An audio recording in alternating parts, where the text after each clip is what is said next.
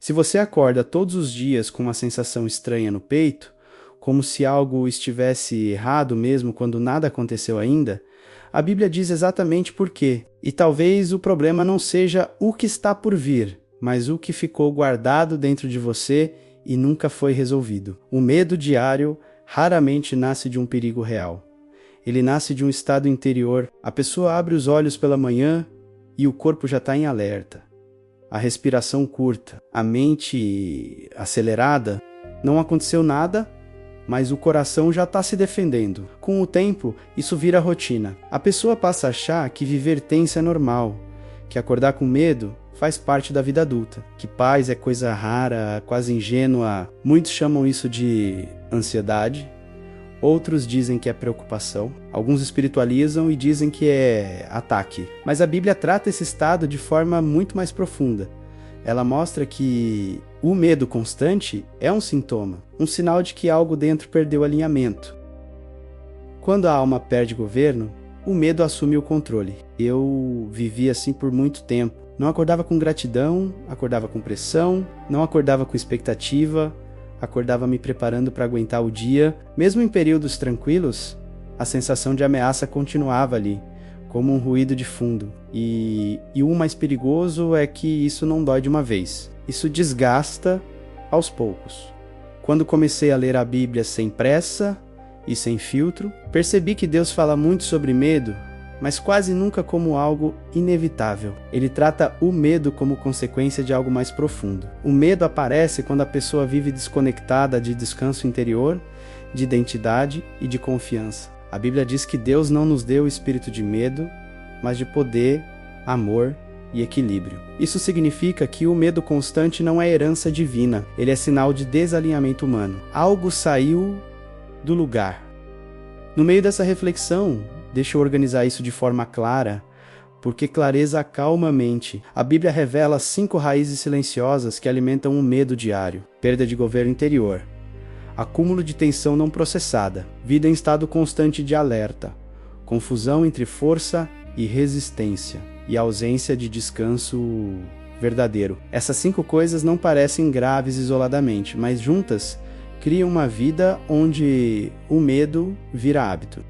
Um dos exemplos mais fortes disso na Bíblia é a história do profeta Elias depois do Monte Carmelo. Elias tinha acabado de viver uma das maiores experiências espirituais já registradas. Fogo caiu do céu. O povo se voltou para Deus.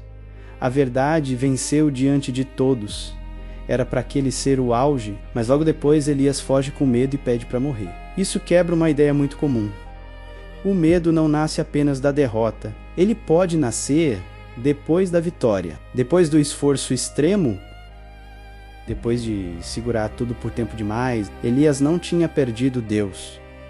Ele tinha perdido descanso interior. O texto mostra algo impressionante. Deus não confronta Elias com bronca. Ele não diz onde está a sua fé. Primeiro, Deus faz Elias dormir, depois comer, depois descansar de novo. Só depois disso Deus fala.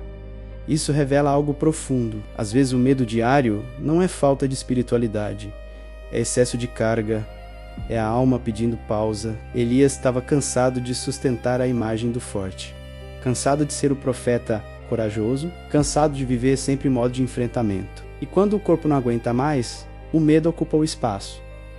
Isso explica muita coisa. Tem gente que acorda com medo não porque é fraca, mas porque nunca aprendeu a parar, nunca aprendeu a descansar sem culpa, nunca aprendeu a existir sem estar em guerra. Vive sempre pronta para reagir, para se defender, para se justificar, e isso cansa a alma. O medo diário nasce quando a pessoa confunde vigilância com vida.